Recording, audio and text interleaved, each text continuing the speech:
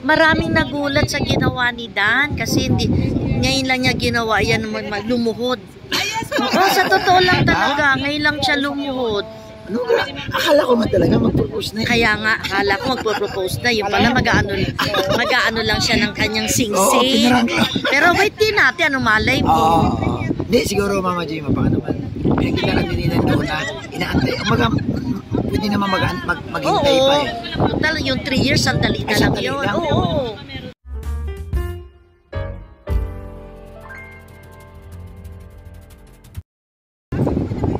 Guys, ito, ayan. Magtatanong tayo kay Yaya Bet. Yaya Bet, kumusta? Okay lang. Ayan. Anong balita?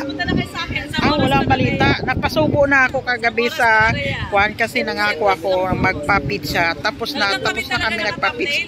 Ano ba nangyari? Bakit ano? Ikwento mo Yaya Bet. Bakit nga ba napasubo ka? Sabi ko kung mag-abot ng 120 ay sagot ko SNR pizza. Lumampas pa yata. Lumampas pa. Tapos hindi ba nag 113? Tapos nag 117. Bumaba. Tapos sabi ko kahit nga bumaba siya, umurong ba? Ay magkuhan pa rin ako. Ituloy pa rin yung pizza. Ayun. So ngayon pala galing pala kay SM. Nagpizza na kayo. Oo, dapat bukas pa. Sabi nila ngayon na daw. Ay yun. So may ibang topic tayo, Mama Bet. Ano ba ang naramdaman doon sa sa buong birthday ni Joy? Ano ba ang part doon, Mama Bet, na Yaya Bet, na talagang parang nagulat ka? Yung naglumuhod si Dan. Talaga, akala ko nagulat talaga ako. Akala ko nagbuwan na siya. Oo, doon talagang nagulat ako.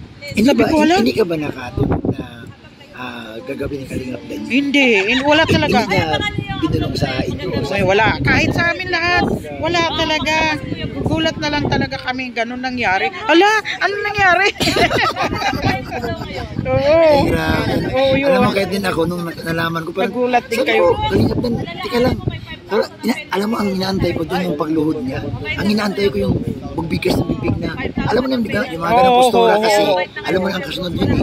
Magtatanong na siya kay Joy. Yun. So talagang inaabangan ko yung gustong sinabi niya, Joy, isuot ko yung sinising. Salamat. Sa isip ko nga, hindi pa pwede. Sa isip ko lang, hindi pa pwede. Kailangan mag-graduate muna si Joy. Tapusin mo na pag-aaral. Bago yun. Total makapaghintay naman eh, di ba? Totoo yan. Yun. So, talagang yun ang pinaka-ano na eksena din. Oo, talaga yung talaga. At saka talagang enjoy ako dun sa birthday ni Joy. Talagang grabe. So, Yaya Bet, ano po ang mensahe mo kay Joy? Kay Joy? Joy, sana ay wag magbago hanggang tuloy-tuloy mo yung mabait hanggang matapos ka. Sana wag kang magbabago. Yun lang ang mensahe ko sa kanya. Saka ingat ka palagi. Yan. Siyempre magmensahe ka rin kay Kalingap. Ikaw, yung si Kalingap Dan ay sana ganun din, wag magbabago.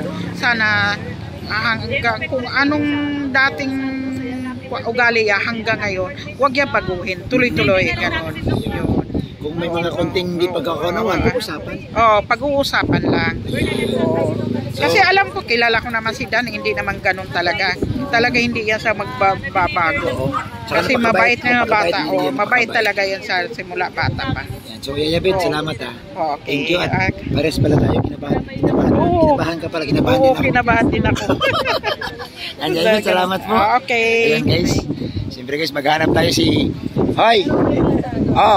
Manood ka ha. Ano yun? Manood ka. Sabi ko Sabi ko sa'yo eh. Tanungin ko yung pinakananay.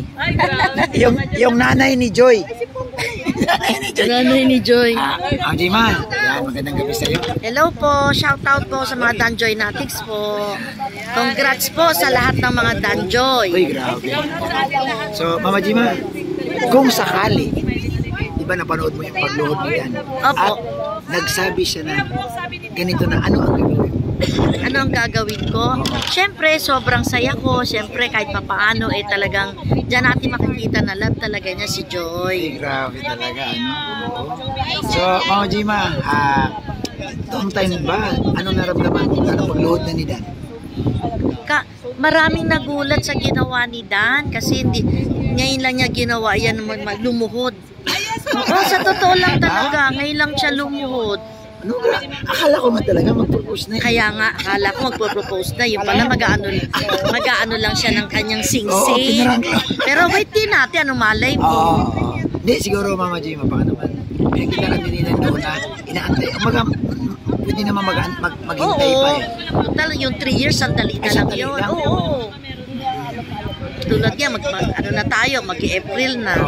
Mabilis lang ang araw. So yun, Ma'am Jima, ano po ang message mo kay Joy? Sa nangyari sa kanya ngayon na talagang grabe ang suporta, pagmamahal. Masasabi ko lang sa aking manugang stay strong lang. Yes. Huwag pansinin ang mga basher. Yes. At saka isa pa, mag-aral lang mabuti. Basta stay healthy lang kayo palagi ni Dan. Support lang ako sa inyong dalawa. Ayan. Basta Dan Joy, 101%. Dan Joy forever. Ma'am Jima, walang iwanan ha? Walang iwanan. Oo, hanggang sa dulo na walang hanggan. Sure yan. Salamat. Ayan. Thank you. Galing. Ayan. Thank you po. Guys, maghanap pa tayo dito. So ito guys, nakausap ko siya team. Kausapin ko rin si Paring Brooks. Ayan. Ayan, maliwanag ba? Ayun. Ayan. Pare, unang tanong, kumusta ka na ngayon? Okay naman, pare. Wala naman tayong problema. Ayan. Sa kalusugan, okay naman. Okay naman. Normal naman ang bibi natin. Ayan. Siyempre may mga tanong ako no, na siyempre gusto ko rin naman gagaling sa'yo. Noong bang birthday ninyo, pare, ano ba ang naramdaman mo dun sa buong kaganapan, pare? Ano ang part doon, pare, na kung saan parang napakaba ka? Siyempre, first time natin magbigay ng ganong mahalagang bagay na magdala ka ng money bouquet na 50 mil. Grabe, ano pare no? And then, yung pagbibigyan mo ay hindi iba dahil partner love team ni Kalingap Dan. Anak ko si Dan. Kaya, at ito pa magandang pakiramdam sa lahat at nakikita nila and then sila ay napaiyak. Yung bang isayaw mo na walang isang ama na matagal na pare sandali lang, pero grabe ang daming na-touch doon. Kahit nababasa ko yung may mga nag-message sa akin, Bobby, grabe, napaluha talaga ako nung tumugtog na yung kanta at sinayaw na ni Paring Brooks. Totoo yun. At ito siyempre, nung nandun na tayo sa stage para magsayaw na kami ni Diwata, siyempre yung pagiging ama ni Kalingap Dan, parang nasa isip ko na rin itong maging isang anak ko na rin ito, si Joy. Kung luluobin ng Diyos. Alam mo sinabi ko pa kay Joy bago natapos yung dance na yan, sana Joy maging kayo na. Pero pare, sana maging kayo na. Pare, sinabi ko yun. Inasahan ko na sila talaga. Kasi alam mo kung bakit? Bakit po ba ganito kalaki ang tiwala ko na maging sila? Anong sabi ni Joy? 9% ibinibigay niya kay Dan, 1% na lang naiwan sa kanya. Grabe, no? Pare, mabigat yun. Mabuti sana magdududa ka pa kung sabihin, 50-50. Pero pare, ang dito, binigay dito, halos lahat na Tama ka dyan. Nung tinanong din si Dan, anong sabi niya? Ganon din, 9% na rin para kay Joy. Parehas ka sila di ba? So parang ano na yung bang... Susuot sa isip ng kanilang katugma-tugma. Talagang sabi ko ito yung love team talaga na ito may papagitin ko lang sa'yo. May sinabi si Sir July na sa live niya, ito yung love team talaga na nakita ni Sir July na mayroong patutunguhan talaga. Sa live niya sinabi niya. Pero siyempre, may katumbas yan sa panalangin. Total naman, si Dan ay binata. Si Joy ay dalaga. So, wala ako paring nakitang wala ako nakitang hadlang eh. Wala ako nakita kasi pare silang nasa tamang edad na si Dan nasa tamang edad, si Joy nasa tamang edad na niya. Unless kung si Dan ay makapag-antay doon sa hanggang makatapos doon sa pag-aaral ni Joy, no? So yun na nga sinasabi ko, may kaagibat na panalangin. O panalangin, no? Ipagdasal din natin, no? Na maging Ipagdasal sila. natin. Oo, maging sila. Na maging sila. Kasi siyempre, hanggat hindi pa sila talaga Pwede. dumating sa punto na, ano, Tama kasi si puntong nasa altar na sila, hindi pa natin masasabi Hindi pa talaga masasabi. eh. Bilang tatay ni Dan, ang masasabi ko lang yan, kung saan si Dan masaya at sino gusto niya mapangasawa habang buhay, kung magkakapamilya siya, ang suporta ko, doon lang. Buong. Hindi ko pwedeng pangunahan si Dan. Hindi ko pwedeng yung gusto niya, ayaw ko sa napangasawa. Basta pare, Hindi ikaw, pwede yun. kung ano yung pinili ni Dan, nakasupport ka talaga. Ako, kaya sabi ko nga kay Dan, kasi ang isang tao kagaya ni Dan na may edad na siya sa panahon ngayon, 30 plus na siya sa 22, April. 28 pala. 28. Malapit na sa maging 31 na siya, no? So, alam niya na yun, tama't at mali. Oo naman. Alam niya na yun. Hindi na kailangan kukontrahin ko, hindi na kailangan na yung gusto niya, ayaw ko, hindi maganda yun. Dapat yung gusto niya, doon ako susuporta. So pare, hinggan kita ng message para kay Joy, ha? Pwede mong sabihin dito, alam ko, ito kasing mga vlog ko, pinapadala ko din kay Joy. So pare, anong message mo kay Joy sa Okay. pagkakataong ito? Hello Joy, no? Okay, belated happy birthday. And then, wala man ako masabi sa'yo, kahit si Kalinga Crab, nagsabi, nagpipintuan kami na noon, unang-una kang pumasok sa Kalingap, ilang taon na ngayon, nakalipas, pero hindi siya nagsabi o narinig ko sa kanya na may problema sa sayo. Kundi, ang sabi niya, humanga sa sayo dahil hindi ka nagbabago simula hanggang ngayon sa ugali mo na very, very humble. Grabe pag-angat din ni Kalinga. Oo, totoo yun. Nag-usap kami ni At gusto rin ni Kalinga Brab, Kuya Rab mo na maging kayo o magatuluyan kayo. Wow. Ng insan niya na si Dan. Yun. Totoo yun. Kaya ako, di ko na sabihin si Joy na huwag kang magbago din. Hindi na kailangan. Alam niya na yun eh. Kaya ang masasabi ko lang sa kanya, tuloy mo lang ang pag-aaral mo. Mayroong nakaback up sa'yo, madami, at nagmamahal sa'yo.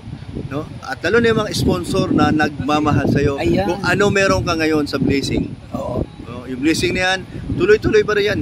Dahil napakabait mong bata. Correct. Okay.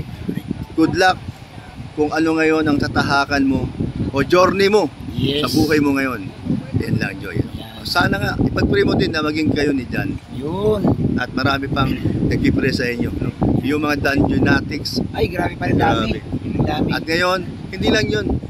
Pati yung mga ibang mga team, yung mga love team na yan. No? Mga si Edsy, Jumcar, si Dong, si Pungkit. Saka, Jibril Taka, sila Milbrad, saka sa si Dros, Rajel. Sila po ay nandyan niya, no? At alam nila ang ugali mo, yung mga Kalingap Angels niyan. Kaya huwag kang mag-alala, nandyan lahat. Kaya yun lang masabi, ipag-pray mo din, maging tuloy-tuloy ang inyong buhay kung ano meron kayo ngayon. Parang bro, saan nakita ko lang doon, no? Napakasaya nung birthday kasi nabuo yung matubang, nabuo din yung pamilya ni Joy, yun doon, kumbaga. Uy, nakakapagkita-kita talaga. ibang klaseng no? Okasyon, ibang klase, hindi mo akala. Isipin mo naman, yung sinasabi namin sa Team Brooks, sigaw-sigaw, may pasabog. Hindi lahat. Alam namin yung mga pasabog. So pati kami na-surprise din. Yung ang Team Brooks, lalo na tayo lahat. No? Yan, si Dr. Love. Dr. Love. No? Ayan. So pare, message mo siya, ingan kita ng message pare sa mga nagmamahal talaga sa Dan Joy, no? Ang sponsor. Kasi sila talaga pare ang nakakapag, kaya nabuo itong birthday ni Joy at makapagregalo ng napakadaming blessing dahil sa kanila. Tama, no? So, una-una ang pasalamatan natin, siyempre, si God. Yes. Dahil siya naman lahat ang nakakaalam. Pangalawa, yung mga nagmamahal, mag-viewers ng lahat na po, no? Simula sa Kalingap at Dan Joy at iba-iba pa mga team, love team. Pangatlo, ay syempre, wala na pong hihigit sa mga nagmamahal na Dan Joy Natics. Dan Joy yung dalawa, Dan Joy sa mga nagbibigay ng pagpapala sa'yo. Yung mga sponsor na yan, wala akong masabi. Shout out, Maricoy. Pare naman yan. si Helen Lag, Helen, Mama Marie. Marie, at saka si Kanoli. Shout out. At marami pang iba. Siyempre, Hindi lang, marami. Yung Team marami. Yuki, Team Yuki. yung lahat ng Team Luro. Lahat po ng ano. Basta lahat ng sa lahat. atin. At Ewa, no? Sa lahat po na sponsor ng Danjoy, salamat po sa inyong lahat. Pati, salamat sa kanilang lahat. Thank you. Grabe, salamat talaga. Ayan, pare, salamat ha. Okay. Basta, love-love na lang tayo. Love na lang po tayo. Ayan. Bye. Bye. So guys, ayan, nakausap natin si Kuya Brooks. So yun po guys, salamat po sa lahat, no. So nandito kami ngayon na andito kami sa area ng Bagasbas, no, kung saan na-invite naman po kami, no, na-invite po kami dito sa birthday ni Dr. Labso bilang isang kasamaan din naman sa Kalingap, no. Paulakan din natin, no, at nakita din naman natin kung paano si Dr. Lab mag-support din sa atin, no, lalo na sa Danjoy, no. Nandyan din yan palagi, nakasupport, at sabi nga niya, si Dr. Lab din pala ang isa sa nagbansag kay Joy na diwata. Kaya napakagaling niya, no. Medyo may pagka lang si Dr. Lab, may pagka komedyante, pero napakabait po niya. No, matulungin niya si Dr. Lab. So salamat sa lahat, no. Guys, thank you so much. Grabe, nakakatuwa ng mga sinasabi ni Ma'am Jema, ni Mama Beth, ni Paring Brooks. So thank you sa inyong lahat. Sponsor, para sa inyo to. The best kayo. God bless.